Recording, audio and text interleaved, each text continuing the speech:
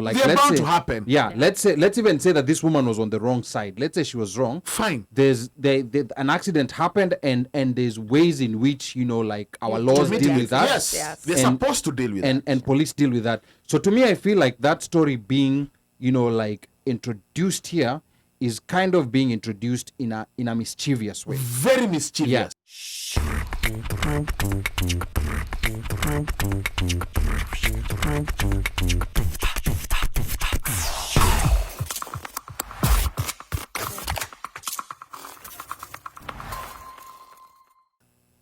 I don't know if guys over here have dealt with Boda Boda incidences where they have been on the road or whatever it is. Yeah.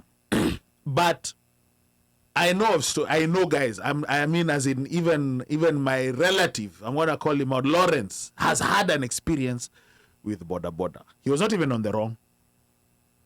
But and he's a dude in Kenya. He was even he was like, man, it was like a pack of wolves. Yeah, they come circling around. They come circling. They want to drain blood or however you want to call it. And I think that it's usually money. And that it's usually money driven. That right there is the issue. You can, the government has this tendency of knee-jerk reactions. Where there's an outrage and people come out and say, we're going to have a crackdown. I think Yvonne Okwara did something on News Gang on Citizen TV about crackdown. Whatever, crackdown. If you menace crackdown. Yeah. But nothing comes out. They have these committees that are set up, a 12-people panel or whatever. Lakini sometimes you don't even see the reports. And in as much as... Because they're relying, we will forget. We will move on. Like we always do. That's who we are. That's who we are. And I don't know. I mean, do you guys recall or remember the situation? I think there was a lady allegedly by Mathri. It doesn't matter how she was dressed, but then she was attacked. There were some other hoodlums or whatever. Yeah. Whatever happened. Then he brought up my dress, my choice. My dress, my choice. Protest, okay, then what happened? Yeah. Now here is the thing. And the problem sometimes is when this information comes through, it comes in the form of a lot of noise. It comes in the form of a lot of noise, and with noise, it's very easy to introduce, like more noise. So the issue with the injured Boda Boda rider, definitely we empathize with him. But the reason why I personally feel like that's noise being introduced is because that was an accident that happened. Whether this woman was on the wrong, like accidents, the roads are there and accidents happen. Like they're let's bound say, to happen. Yeah, let's even say that this woman was on the wrong side. Let's say she was wrong. Fine. An accident happened, and there's ways in which like our laws deal with that. Yes. They're supposed to deal with that. And police deal with that. So to me, I feel like that story being like introduced here is kind of being introduced in a mischievous way. Very mischievous. Yeah, it's mischievous because very. They now want to make it to justify what happened to her. No, it's to craft it into a class thing. Like this is someone who has diplomatic immunity, middle class, and then this here is a Boda Boda, like a Boda Boda guy, Nini. So it's kind of like bringing noise into this. I won't look at it that way. Yeah. So, but here's my point. My point is, yes, we've known that there's been an issue of Boda Boda, Boda Boda riders being hit by cars, like there are even some counties that have dedicated wards for Boda Boda. That's an issue. But now with this happening, with whatever happened, happening, I really don't see what connection it has with this guy being involved in an accident, because this woman was attacked, this woman was violated in the worst possible way. Yes. They stole from her, and they did all kinds of things. And I know people will say, oh, middle class Nini. No. This is noise being introduced, and I think people need to try to be very careful when these things are happening. Can I say something? Okay, Mika. So these things have no connection in any way, right? There was no reason why that woman was supposed to be assaulted and treated the way she was, right? was a video that came up, was it 2 days ago? Yesterday or 2 days ago? Which showed that when the accident happened, there were police at the scene. There were like 3 policemen. And they told her, let's go this way. Let's go to the station. And she refused, and she said she had diplomatic immunity, and she was on the phone. And then you could see the cops trying to beg with her, telling her, let's go that way, before the crowd was forming. And she stuck to her gun. And then you will see there was some antagonizing between her and the guys who was around there. And she was on the phone, like responding to them, and them telling her where Mowam to, and they're like there was an exchange of words and things like that, right? So I can get where the people are coming in with the extra noise, because it just brings out the story of this was a person who was hurt. There were police who tried to take her off to safety, and she stuck on her immunity stuff, and the crowd coming in, and this should not have happened how it was. It happened. The Boda Boda section, yes, they need to be regulated. Kabisa. Those guys are out of hand. They cause death. They drive badly. They attack people. That lady should not have gone through whatever happened that day. I honestly tried to make pieces of everything that happened that day. I still cannot make it happen. I understand her saying she has diplomatic immunity and wanting to stay there because that is what you're trained. If you do something that you feel out of the law, you call and you let before you cause a diplomatic incident. I can understand her standing her ground. I can understand the cops panicking and asking a police officer to the station to kafanyia kitu kumbele. I cannot understand her being attacked. I usually give my reaction. I refuse to watch the video. It was enough that people said what happened, that I think as a woman, I walk in fear of being sexually assaulted in this world. I refuse to watch that happening to another woman, because for me, it could also happen to me. So there's that angle to this for me. I refuse to watch it. Now, I've read the commentary around it, and I think with the Boda Boda, for me, actually, this issue is twofold. There's a gender-based violence to it that this is not to antagonize men. And when I say men, I don't mean all men. I'm just saying generally how this is.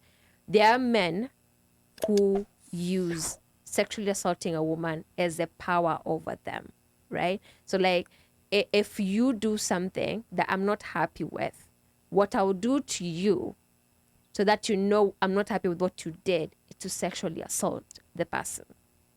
I'm not saying it doesn't happen reverse, but those instances are extremely, extremely low.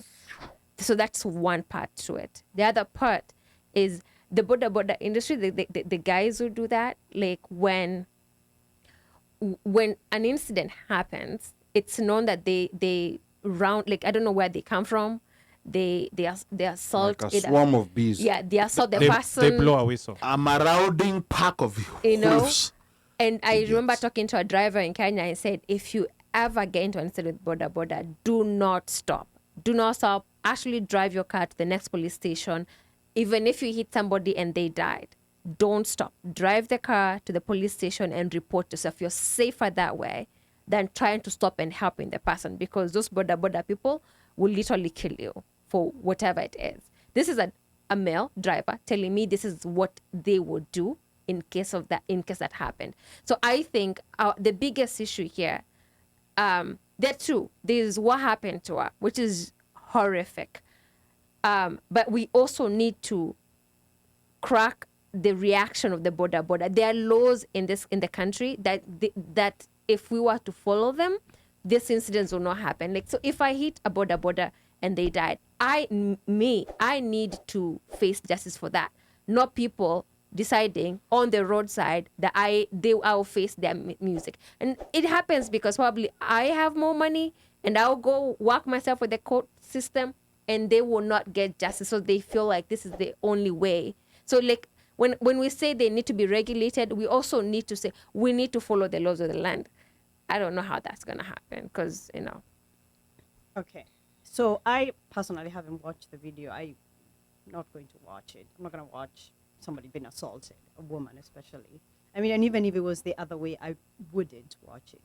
But let's get to the that's just what they let out in that moment.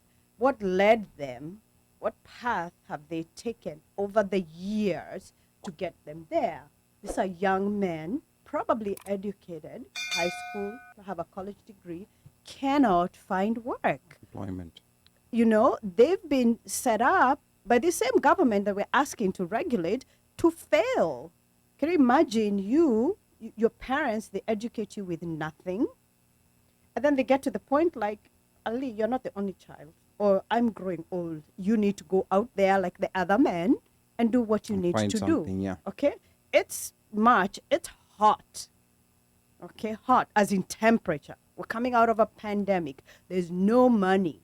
Everybody is just wired. Okay? Anything, even me just looking at you badly is enough to just set you off. So as much as we think about, and I'm not saying what happened was right, no. Let's think about everything else, even for the young lady or the woman who is saying she has diplomatic immunity. Kenya has become a place where, one, we have no boundaries, none, zero, zip. And I can I can be your blood brother, blood sister, but I'm willing to do anything. When push comes to shove, I'll do anything. We've got a lot of walking back to do, because why would I see my fellow brother assaulting a woman? I know that's wrong. Why can't I stop them? Why can't I say, hey, manze bro, well, we're not going down that road. The cops are here. Let's first of all take care of this person who is injured and then move it there. But these young men are hustling, they're jobless. There's just so much going on, and all of a sudden there's an outlet to take out whatever is going on, and they take it out. Are they taking it out in the proper way? No. I'm probably sure every one of them has a story as to what led them to be Boda Boda. So as much as we want to regulate them, we have to be careful how and where we're regulating. Now, Okay? In my shags, those Boda Bodas are those young men who used to just idle, are doing something. They're earning a living. They're some, not all, are trusted and worth it and doing. So there's a whole lot. It's not just regulation, because we know in Kenya, regulation for who? It's True a that. joke. It's yeah, nothing. so some great points you bring up, and Omosh has something to add on to this. But before Omosh comes in, my issue is with yes, I understand and empathize with the fact that, like a lot of these Boda Boda riders might be struggling, maybe have an education, but were not able to find employment. But here's my problem. They're not the only ones going through that in Kenya. Right. But this subculture has been built around that industry. Because even before this incident, Oh yeah, they're bad. like people knew about, Boda Bodas and what they can do. And I'd already been told, even like when I went to Kenya, like in case, like any incident happens with Boda Boda, just drive off. So this is a subculture that has built within industry. You have, like people who drive tuk-tuks. You rarely hear about this kind of behavior with them. So this is a subculture that has built around, like this industry, and it has just, like Gotten out of it has gotten out of control to the point where, like they feel they can do anything. They are involved in a lot of crime. They are. In a lot of, like drive-by shootings, in a lot of, like theft, like grab and go.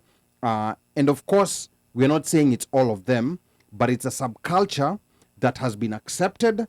And you have, like people, within the industry protecting. Because when these accidents happen, because, you know, like Pablo here has very nicely told us that the guy who was hit by the car was not even a Boda Boda guy. rider. Yeah, But he these wasn't. guys took it upon themselves. To do that. Yeah. They took it upon themselves to come and mete out justice. And of course, they're not coming for any justice. They were coming to steal.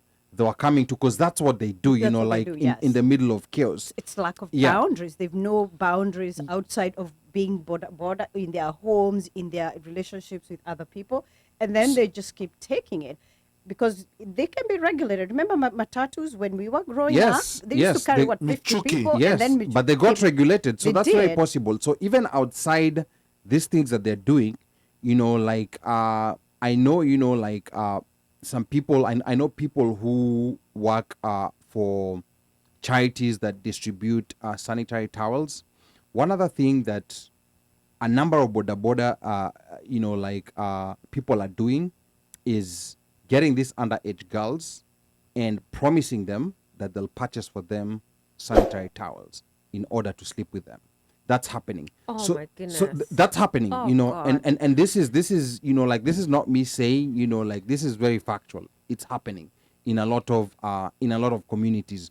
So I think, you know, like there's been a lot of things that have gone out of control in the industry, and unfortunately, even for the innocent people within that industry, they've all gotten caught up because that subculture has been accepted. Because I wasn't seeing anyone trying to say to stop, you know, like people, no, you cannot do this. It was kind of like We you know, all- like everyone, you know, People have like given up. doing whatever you want to do. But yeah, but that's just my take.